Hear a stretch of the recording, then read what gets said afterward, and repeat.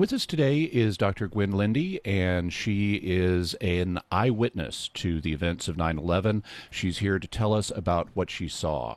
Dr. Lindy, could you start by telling us about your background?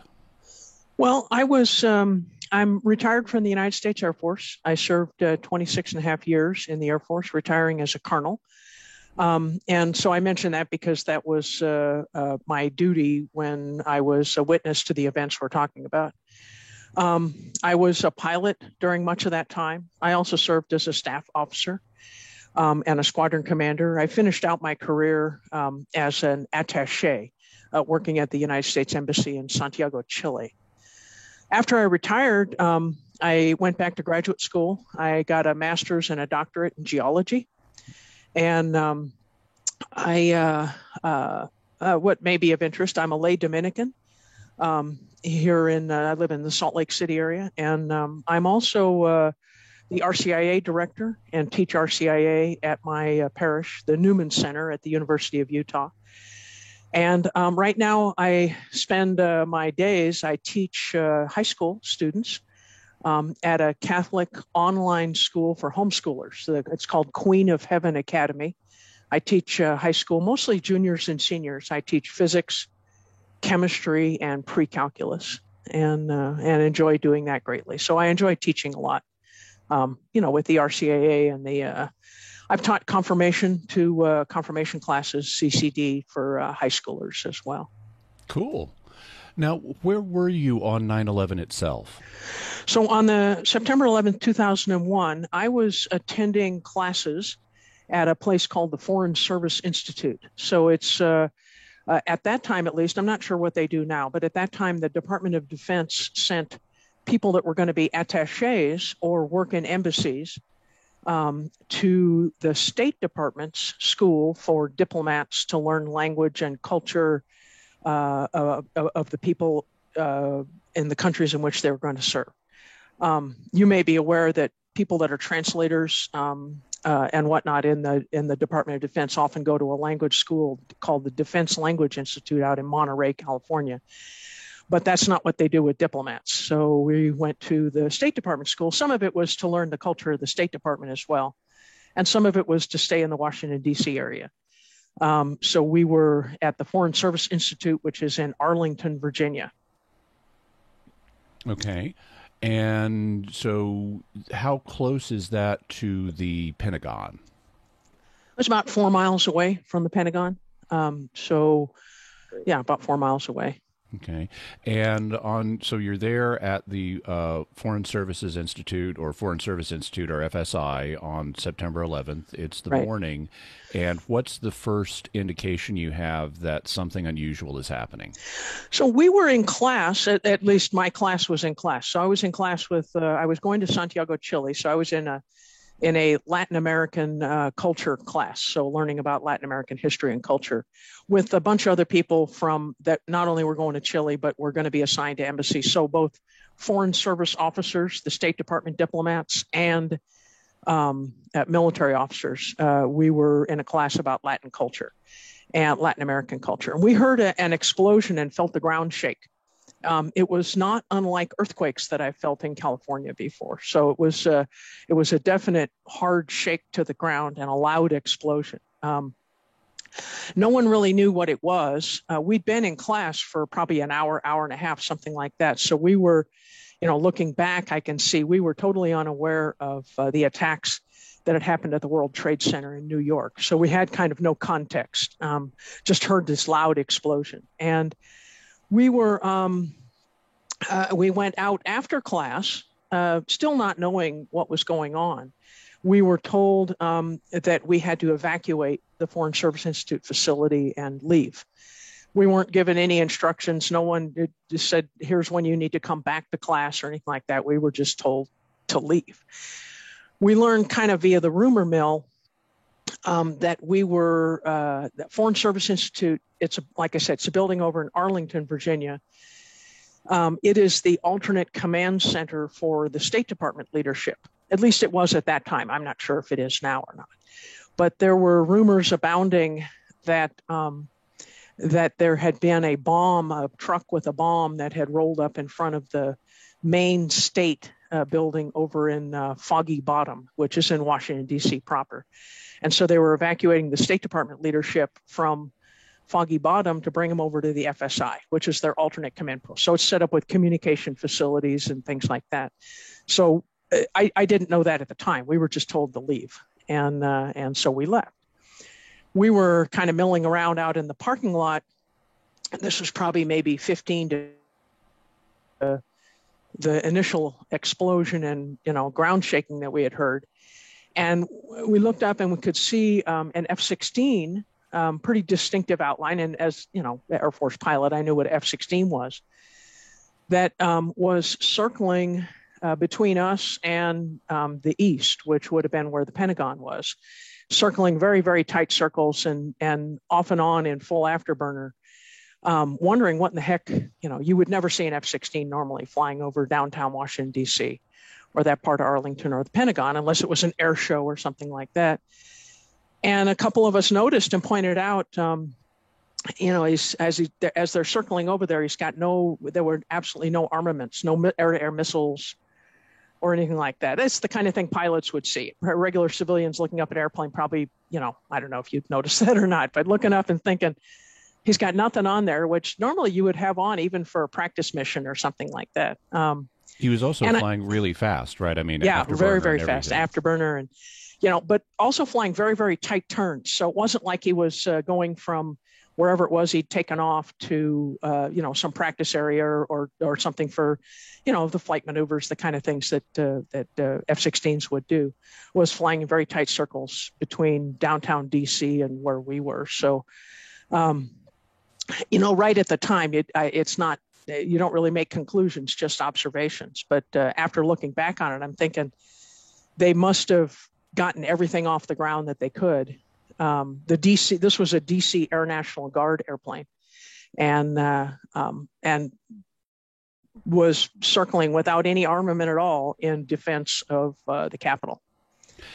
And that's something I understand is called a flush, or was during the Cold War? Yeah, during the Cold War. So this was 2001. So the Cold War was over, but I served during the Cold War and in various capacities. And there was a maneuver. Basically, if we knew during the Cold War that the nuclear missiles were incoming to the continental United States or to any place, the procedure was you got everything off the ground that could possibly get off the ground. It didn't matter what condition it was in.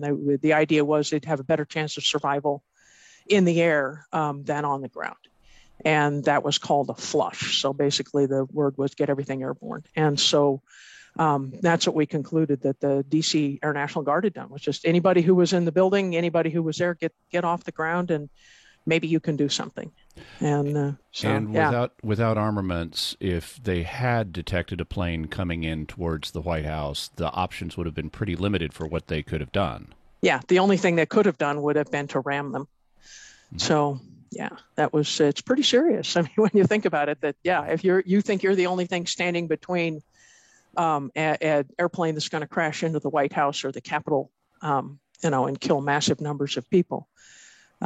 Hard decision to make, but I think that's how you're trained to do it. So now, back during the Cold War, people would have had more of a mindset for dealing with threats like this. What was the mindset at the time? Were people ready for anything like this happening? I don't know that they were ready for the specific attacks that came, but the DC Air National Guard, just like a lot of Air National Guard units, they fly the air defense units. They are the air defense for the continental United States. So yeah, that's what they do for a living. They put their life on the line for the American homeland every single day. So yeah, I don't find it as difficult to conceive of a pilot thinking, well, I may have to die in this mission. I mean, that's what you do when you take off. Yeah. So what about the government on the ground? How did they react? It was complete and utter chaos. And I think I have read since then that procedures were implemented in the Washington, D.C. area. So as you know or can imagine, and listeners can imagine, there are an awful lot of federal workers in the Washington, D.C. metropolitan area, right? That spreads not only in the city of Washington, D.C. and the district, but throughout the Virginia side and Maryland as well. And once the the federal government had an idea that an attack was going on, they, well, in my opinion, unwisely ordered an evacuation. So they basically told everybody to go home, to leave work in wherever you worked in Washington and go home. And it created probably the worst gridlock. I mean, Washington, D.C. traffic is not fun in any event, but it created an incredible gridlock. I have a friend who worked, he still is there, works at the Internal Revenue Service. He's an attorney, and he said they were just all told in the middle of the day, or, after the attack, they were just told, go home. And there was the metro wasn't running. You couldn't get a block in your car. And basically what they did was they put everybody on the streets to walk home. Wow. So, yeah, it was chaos. For people who don't live in Washington, what's the metro? It's the subway. Basically, it's a subway system. Okay. So you're there. Some were running, some were not. The ones that were running were, completely chock full of people. And yeah, it was. I have read since then that the federal government has implemented a different kinds of evacuation procedures. They were caught pretty flat-footed. No one in the federal government, I don't think, at least at the level of planning for evacuations of civilians, had any idea that this was a possibility. So you're there outside the Foreign Service Institute, and you eventually make your way and with the worst traffic in the history of the area. You eventually make your way to the Pentagon, where you saw the damage with your own eyes. How did you get over there? Well, we didn't make we walked to several military officers, and we thought we know the Pentagon real well. We had, by this time, we're talking now maybe an hour and a half or so after the explosion that we had heard, we realized we couldn't go anywhere in our cars because the streets were just locked up tight. I mean, they're just bumper to bumper cars, most of them parked and not moving at all. And so we were listening to radios, which is kind of a lost skill. So remember, this is 2001. The internet was up and going, but it wasn't anywhere near what it is today. Yeah. And so we were listening to the AM radio, traffic reporters and stuff like that. And we had heard by then about the attacks in New York City, about the 2 World Trade Center towers being struck by what seemed to be airliners. And then we had heard about, and we had connected by then the explosion that we had heard with the attack on the Pentagon, that an airliner supposedly had flown into the Pentagon as well. So a bunch of us thought, let's try to get over there. And we couldn't, because there was no way to get through the traffic. It wasn't happening. Fairly close to where we were was the Arlington, a branch of the Arlington, Virginia Red Cross. And we thought, well, let's go see if they need some help. I mean, we were just kind of desperate. Let's do something rather than just, kind of sitting on our butts waiting for information to develop. I mean, we were, military officers. So the Red Cross said, hey, we could use your help when we wandered over there because it looks like we're going to get called to the Pentagon. So we went with the Red Cross vehicles. We got in their vehicles and we went to the Pentagon. So that's how I got over to the Pentagon. By this time it was, I don't know, probably, the whole day had gone by. It was 5 or 6 o'clock in the evening kind of thing. And the attacks were at 9 something in the morning, 8 something in the morning, something like that. So it was mid-morning. And you knew the Pentagon pretty well. Right. Well, as well as anyone who's ever been assigned there, it's a giant building. But my previous assignment had been on the staff of the director of the Joint Staff. So I had been assigned to the Pentagon.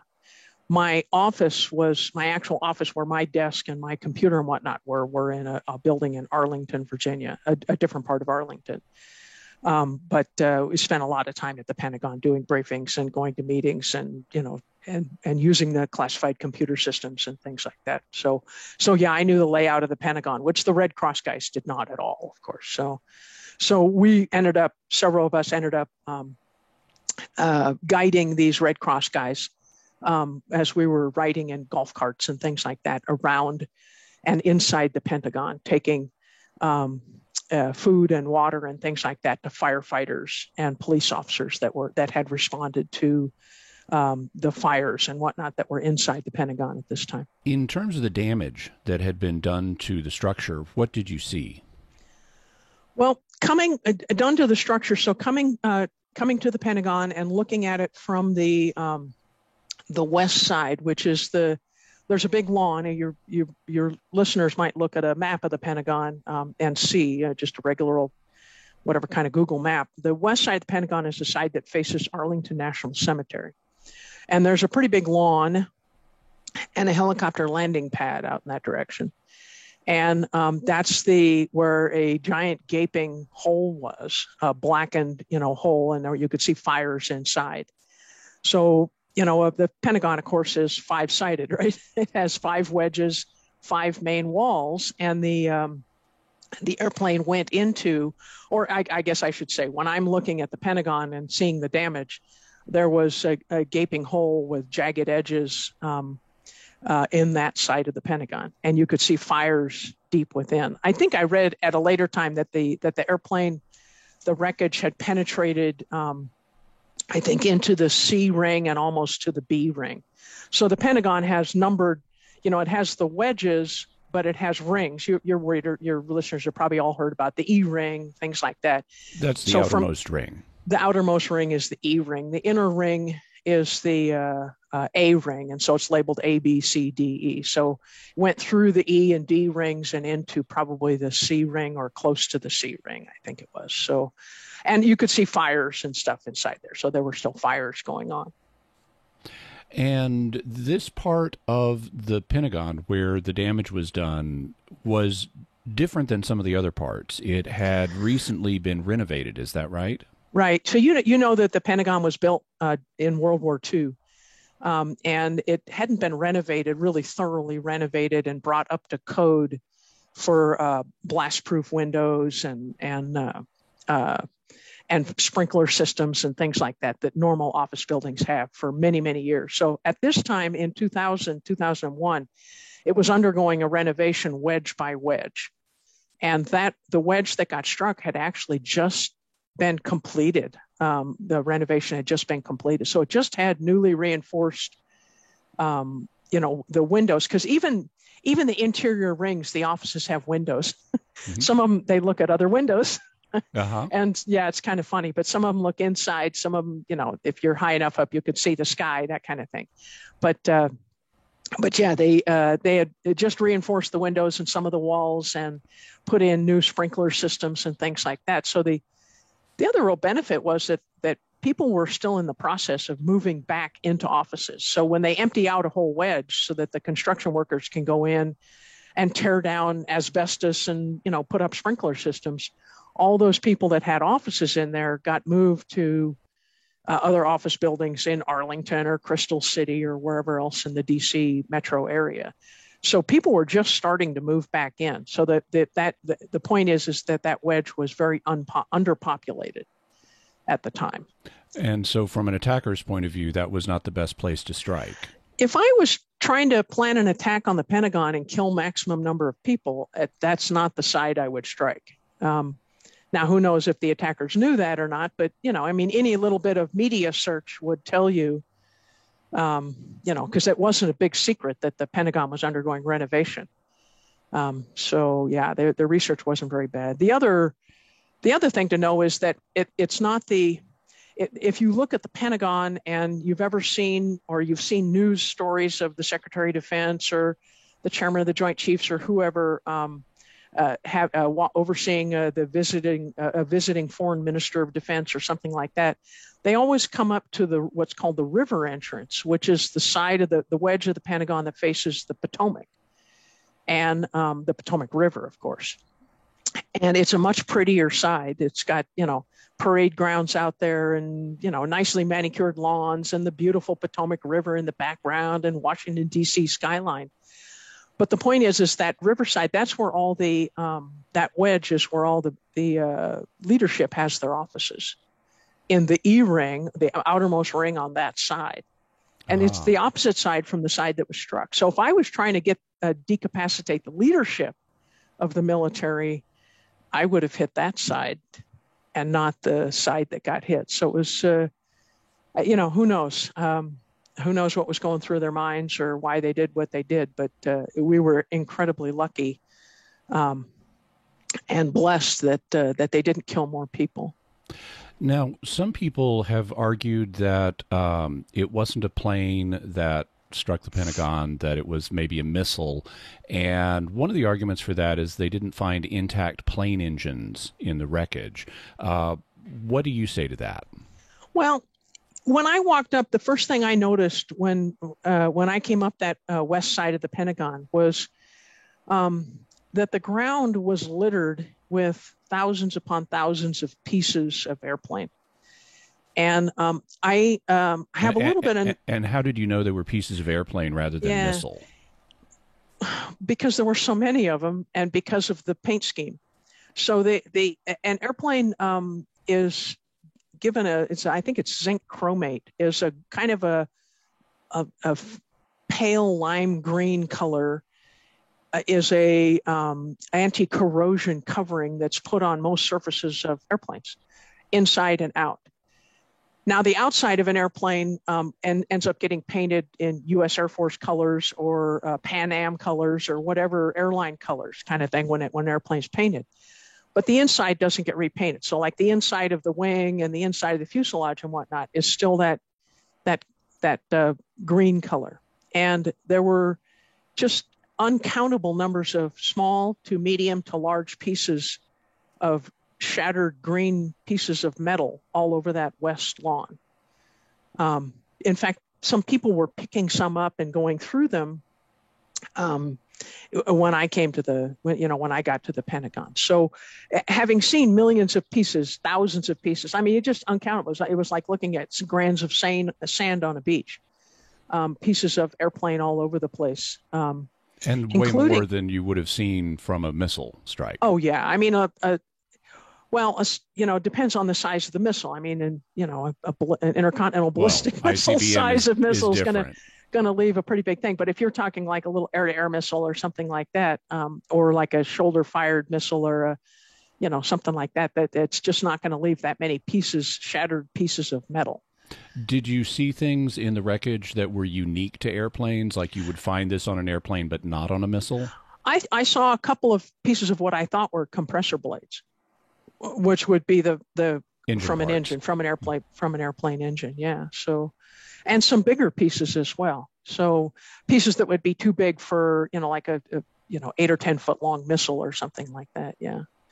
The other thing that strikes me when you think about it is that all the pieces of metal that I saw, and it was striking to me, I had been maybe 3 or 4 years prior, 5 years prior, something like that. I had been the chief of safety at Air Mobility Wing as a lieutenant colonel. And I had gone to the Air Force's accident investigation course, learning how to investigate accidents, airplane accidents. And that's what you look for. That's one of the things you look for is the pattern of destruction, the pattern in which, when an airplane slams into the ground unintentionally and, disintegrates into little pieces, you look for the patterns of how that wreckage is distributed. And so you learn what to look for, what kind of wreckage to look for. And that's what I saw. So your training was wreckage. Uh-huh. Yeah. I mean, I didn't look at around the Pentagon. I couldn't see any pattern of wreckage. Or I'm not trying to say that I came to a conclusion there, but I could see what I concluded was airplane wreckage. Okay. So now, some individuals claim that 9/11 had to be an inside job, meaning that it was planned and executed by people from the U.S. government or its military and intelligence services. What do you say to that? Well, I mean, I would say that anything is possible, but I think that people that say that are granting a level of competency to the government.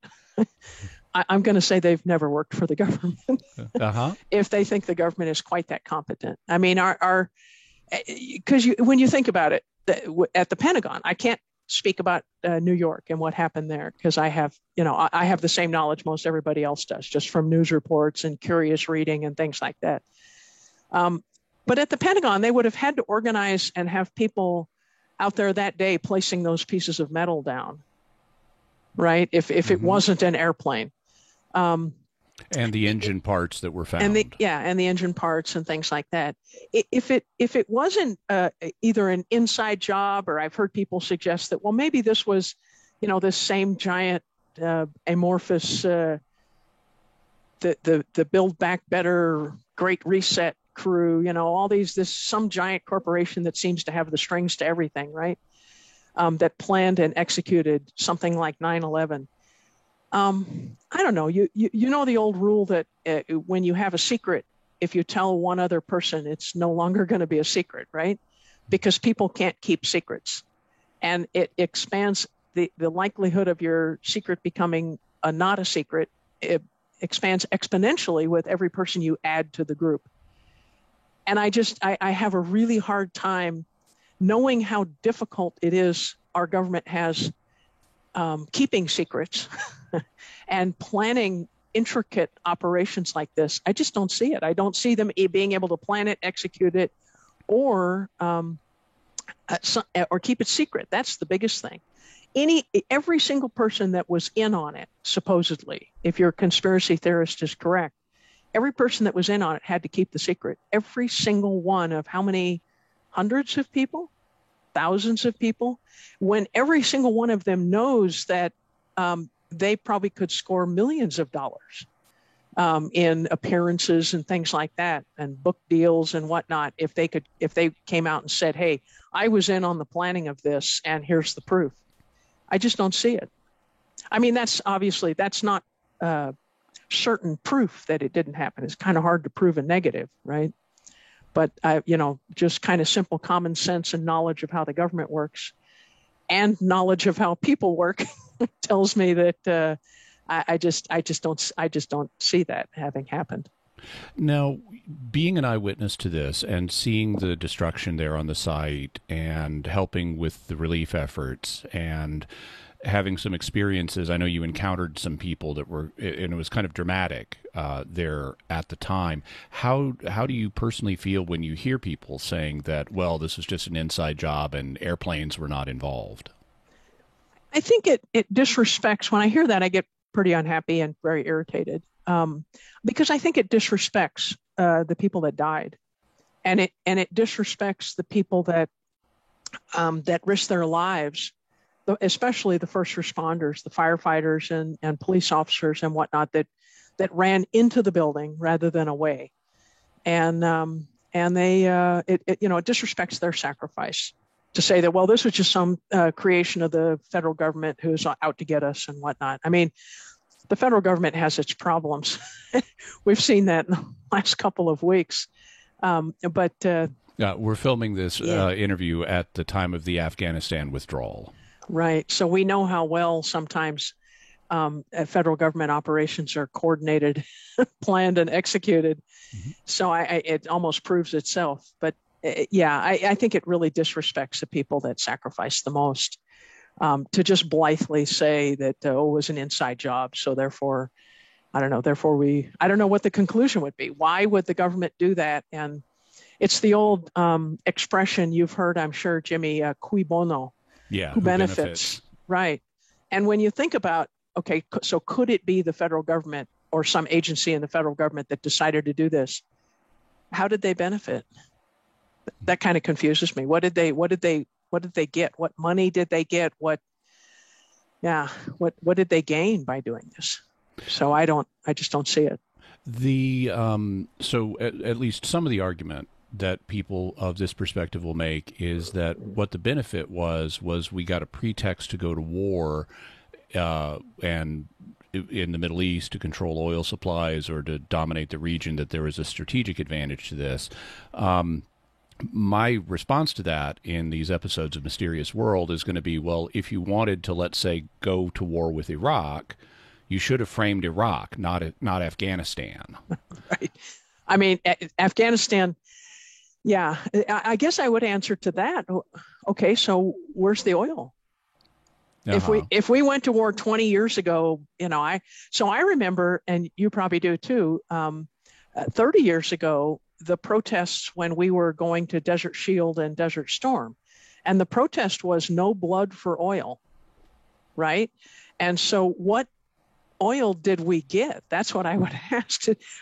If we went to war for all that oil, how come we didn't get it, I mean, are we that stupid? We're smart enough to put together an inside job, supposedly, to take out the Pentagon, the World Trade Center, and set all this up, but we're not smart enough to get oil? I mean, if we did it for the oil, then how come gas is so expensive?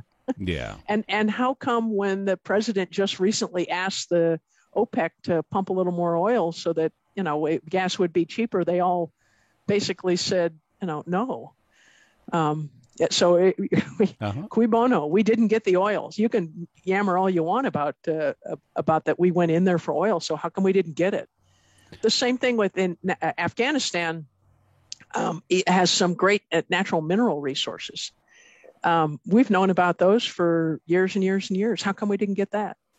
Yeah, if that's what we went in there pulled for. Out. Yeah, we're not smart enough to mine that stuff while we're doing that. So I just don't. I don't see it. I don't see that's that comes to a logical conclusion.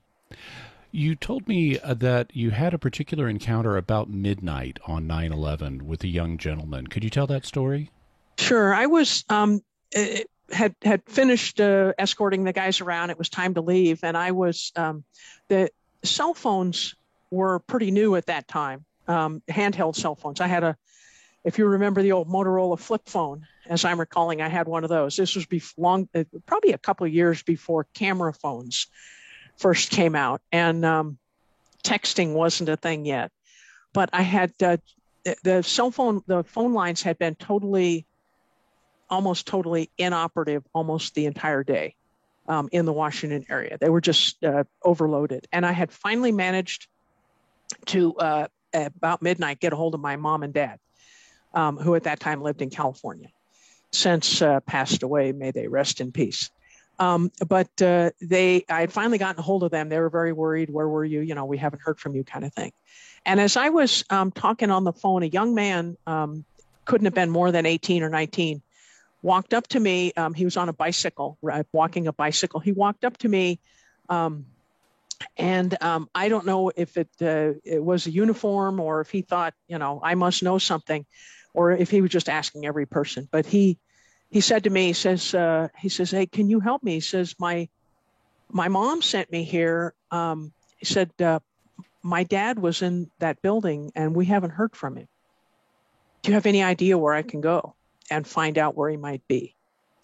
And I, just a kind of one random little encounter in humanity, but I have no idea where, I sent him to where the Red Cross was set up to see if they could answer his question. So I don't know if his father was injured or killed or was stuck on the metro somewhere, or, trying to walk home. But that kind of encapsulated the sadness and the shock of the whole day for me was a young, a very young man looking for his father, and mom sitting at home, probably worried to death. Yeah, it's a really heart-wrenching story, too, because this is hours and hours and hours after the attack. They haven't heard from him, and mom finally sends the son to look for him, and it's just so disorganized that there's no easy answer here. Right. It's just chaos, What can you tell a guy like that? Yeah. Is there anything else you'd like to cover? I don't think so. I think we pretty much hit the hit the high points or low points, however you want to put them. Yeah, that's one of the things I felt as a military person, especially in the Air Force. We're supposed to be defending the homeland against attacks from the air, especially. And I and a lot of other people in the Air Force, I think our initial shock was, we have failed the country, because this is the first time really our country had been attacked by air since Pearl Harbor. And we thought we were invulnerable in a lot of ways. We worried about, you lived like I did through the Cold War, and probably you were at the stage in elementary school where we learned how to take shelter under our desks from, incoming nuclear weapons and things like that. But I think we kind of thought we had that licked. And we had that figured out. And, in 2001, the Cold War was over. The Soviet Union was 10 years gone, and we weren't worried about the homeland anymore. And it was a big wake-up call to say that, there are other ways to attack than via, the conventional, someone is going to fly a bomber over Washington, D.C. or something like that, that we have to not be so narrowly focused in on what our conception or idea is of what the enemy might do. In other words, the way that some military historians put it is that the enemy also has a vote in a war. And when you decide to, for example, retreat rapidly, sometimes the enemy doesn't want that to happen quite as easily as you think it's going to happen. Or when you want to do whatever you want to do, the enemy gets a vote. And you have to think about that very hard, even if you are much more technologically advanced. Enemies can still throw, they can mess up your day pretty bad. Well, it seems to me this is more of an intelligence failure than any kind of military failure. This is a black swan type of event where, it's out of the box. This kind of thing had not happened. It's like if all you've ever seen your entire life are white swans, and then you go to the southern hemisphere and it's like, oh, there's a black swan. I didn't expect that. Okay, well, now I know black swans exist. I can take that into account. And in the same way, nobody had ever used airplanes as weapons in this way, like happened on 9/11. And so it was something that could not have reasonably been anticipated, certainly by the military. It's more the intelligence community's job to be on the lookout for things like that. I think that though military planners and intelligence, officials as well, I think the lesson is you have to learn to think outside the box. Yeah. Yes, you have to concern yourself with what the most likely course of events is. Most definitely. Because you have to think of that, the most likely threat and the most likely course of events. But you can't get so focused in on that you only think about that. You have to broaden your mind a little bit and make sure you're thinking about, okay, so how could they really catch us by surprise? Especially if it's asymmetric warfare. If you have an enemy that is so much weaker in conventional terms that, well, no, they're not going to sail an aircraft carrier across the ocean to come attack us. So we don't have to worry about that. But what could they do? And nowadays, I think we would see that in the realm of things like, cyber attacks on critical infrastructure and industry and things like that in the homeland. They're probably not going to be launching any missiles at the homeland, but they can attack us and hurt us badly just the same. And we would be very wise to be thinking outside the box, thinking how someone who's at a great disadvantage, how would they go about attacking? That's the job of the military. It's not to be shocked that, okay, well, someone managed to get a one-off on us and feel like you can just go back to work as normal. No, you have to be thinking of what would be the one-offs. What are the black swan events that could cripple us? Well, Dr. Lindy, thank you very much, and thank you in particular and to all your colleagues in the military for your service in protecting our nation. Well, thank you. And I guess the one other plea that I would make would be this time right now with the things going on in Afghanistan, and as they continue, there are a lot of people that served in Afghanistan and Iraq and places like that who are feeling like their service was for nothing. And, we saw this same kind of thing at the drawdown and then the evacuation of Saigon.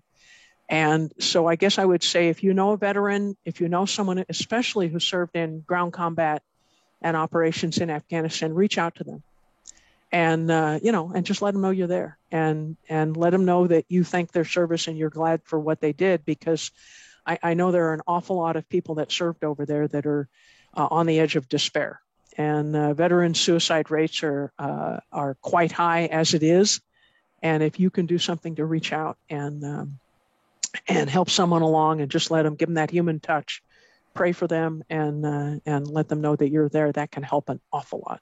And maybe helping recommend psychological or suicide hotline help. Right, suicide hotlines, VA suicide hotlines and things like that. But a lot of times all people know is they just need to know you're there and you're there for them. It's that human touch that makes the difference. And people are feeling, a lot of people are feeling pretty awful right now because our families that are their loved one is dead, or someone gave up a limb, or their eyesight, or other serious injuries, and they're feeling pretty bad right now because they're feeling like what we did was for nothing, and it wasn't for nothing. We gave us safety for 20 years. Indeed, and so, hopefully that will continue.